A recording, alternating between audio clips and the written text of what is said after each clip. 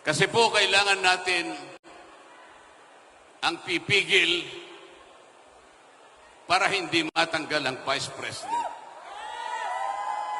Lahat po ng ayaw, lahat po ng gustong manatili ang Vice President, lahat po kayo'y hinahamon namin.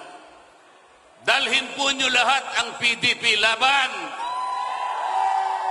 Yan lamang po ang paraan para pigilin ang maitim na balakin ng kabilang team na tanggalin ang Vice President Sara Duterte. Maraming salamat po. At sana po makabalik ako rito sa lugar na ito.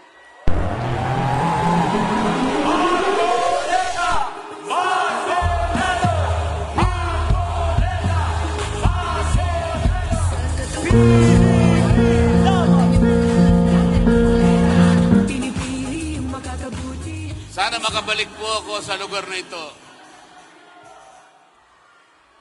Hahalikan ko kayong lahat. Makabalik lamang ako bilang ganap na senador ng ating republika. Maraming salamat po.